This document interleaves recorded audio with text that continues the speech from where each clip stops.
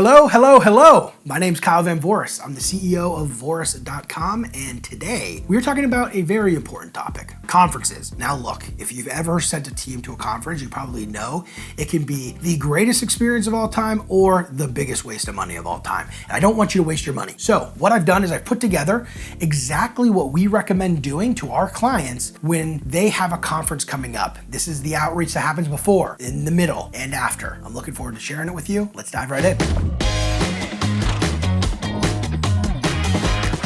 So, conferences are a great way to boost your leads, but the vast majority of organizations do not make the most of this opportunity. They basically hope that they work out and that the money ended up generating some kind of return. And I can tell you from my experience, the vast majority of cases, nothing happens. Big waste of money. I don't want that to happen to you. So I've put together step-by-step what you need to do or have your team do to make the most of conferences. I'm gonna give you access to all of our templates and our call scripts in the link below. You can go and you can get access to all of this stuff, but I'm also gonna go through it here today. When it comes to conference outreach, I have 3 steps. 1, pre-conference outreach. 2, at-event outreach. And 3, post-event outreach. You're gonna notice that all 3 of those have outreach because that's exactly what we're doing. And I'm gonna show you exactly what to do. And if you like this kind of content, make sure you like and subscribe, and let's take a look at what we got. Okay, so first step, we're reaching out before the event. If you don't have a event list from the event organizers, there's a lot of ways to get event lists. There's providers that basically figure out who went there. There's people who sell lists of people who attended last year, et cetera, et cetera. You gotta get some kind of list of who you're going to reach out to. If it's an industry event and you're assuming that a lot of people within your industry are gonna be there, you can always just call and assume. Here's the script that I recommend when you're calling to reach out. So, hey name, it's Kyle, how are you? I'm doing great. Good. So I'm calling because we help company type with exactly what we help with. We're gonna be at the conference name this year, and I was wondering, do you still plan on going? The reason why we're doing that is because we don't actually know in most cases if they are going. So by saying it like that, we're still being assumptive like they're gonna go, but also kind of being honest that we don't really know if they're still gonna go that year. If it's a yes, all right. I'm not sure if it makes sense for us to meet in person at the event, but I think it might. You mind if I ask you a couple of questions and let you decide if we should chat? Now you go into your regular cold call when they say yes to that question too. And you treat it like a total cold call and you're trying to book a meeting at that event. Now, what happens if they say no? Well, this is what you say. All right, well, since we can't meet in person, you mind if I ask you a couple of questions and let you decide if we should chat? You're turning it into a regular cold call again. That's all you're doing here. This is a new intro for your standard cold call that gives you a little bit more authority, shows that there's some common ground. We're both going to this event, or we were planning to, and it lets you maximize that in order to have a good conversation with the person. And it doesn't matter if they are or are not going. You're still trying to book a meeting at the end of the day. Whether that meeting is in person or not in person, doesn't really matter. Obviously, you prefer that it be in person, but this is a way to get that conversation going. Now, what if they never answer their phone? You're asking the right questions. This is what you do. So we have this email template here, subject still going. Hey name, are you still planning on going to conference? I asked because I'll be at booth number and would love to show you how we can help company type solve the problem that you solve. Talk soon, name. That's it, pretty simple. Let's talk about LinkedIn as well, because I think you should be using that if your prospects are on LinkedIn. Hey name, quick question. Are you still planning on going to conference? You want to send much more conversational type messages like this versus asking for some kind of call to A, because LinkedIn's very conversational in the messaging platform. Okay, so that was everything you do before the event. You want to call them, you want to send emails, you want to reach out on LinkedIn, anything you can to get some kind of response from the prospect and ultimately try to book a meeting to meet with them at the event. Well, what happens if they just never respond? Well, during the event, you still have an opportunity to get them to come to your booth. And this is a secret weapon that I've been using for a really long time that most organizations do not do at events, which is reaching out directly to people you want to meet with who never responded to you while they're at the event.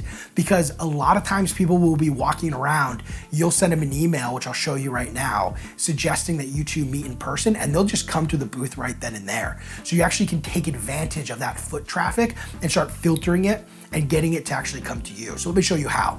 So you do this through either an email reply or LinkedIn, but it's the same message regardless. Are you around? I'd love to meet in person. I'm at booth and then the number of the booth you're at. So this is just simply, hey, come over to my booth and talk to me. And what you'll find is a lot of people will just walk up to the booth and ask for you by name. I actually had an SDR do this once who wasn't even at the event, and they would come asking for him. And I'd say like, oh, I know him very well. Like he's on my team. I'm actually his manager. Why don't we have a conversation? And then I would talk to them. So this works really, really well, but most people don't do it. I don't know why, it just works, but now you know that you can do it and it'll probably be successful for you too. All right, the next thing here is post-event outreach. So after the event, what are we doing to try to see if we can get a meeting on the calendar, especially considering we didn't get to see them at the event and they never even spoke to us before the event either.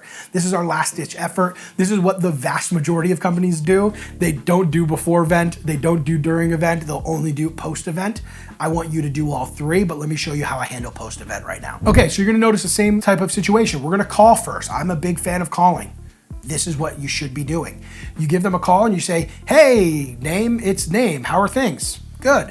Hey, I'm calling because we help company type with exactly what you help with. Quick question for you. Did you end up making it to conference? Very simple so far. Yes, I did. Good to hear. I was there as well. How did you like it? Talk about that. Great. Awesome. Well, so as I mentioned, we help company type with what we help with. I'm not sure if we can help each other, but I think we might. Do you mind if I ask you a couple of questions and let you decide if we should chat? Right into your normal cold call. You get the idea here. We're just using the event as a way to get them to go from the intro into the conversation. That's where we actually convert into a meeting. Let's go to the next one here. They say no. No, I didn't go to the event. No worries. Like I was saying, we help company type with what you help with. I'm not sure if we can help each other, but I thought it was worth a quick call. Do you mind if I ask a couple of questions and let you decide if we should chat? Jump right into the cold call. People get so weirded out. If they start with something and it doesn't go their way, you don't need to, drop it. Just get right into the call. And you're gonna find that people will respect that confidence and actually engage in conversation with you. When you get all held up like, oh, I thought you were going, my notes said that you were going, it's just awkward and weird, and nobody wants to talk to somebody who's awkward and weird. So have confidence, hear them. Oh, you said no? Not a big deal. Here's what we do. Why don't we have a conversation about it? And treat it like any other call. The next thing here is the email. Let's say they don't answer their phone ever. We have emails. So here's the email that I like to use. We missed each other is the subject line. I actually keep a lowercase w, and I tested it a while back, and having a lowercase is, for me, converted a lot better than an uppercase for the first letter. It sounds so minor, but I did a test and it worked, so I've been doing it ever since. I don't know if it still works, test it for you, but that is there on purpose. Next we have, hey name, I tried to connect with you at conference. I hope you had a good event. Does it make sense for us to connect on how we've helped other company types with problem you solved? Talk soon, name. Really simple, we don't need to get crazy here. Similar thing on LinkedIn. Hey name, did you make it to conference? Boom, that's exactly what we did before, remember? The idea here is keep it simple, keep it conversational when you're using LinkedIn to reach out to these folks. Alrighty, that's the whole process. I hope you give it a shot. Let me know how it goes and make sure to make the most out of your conferences.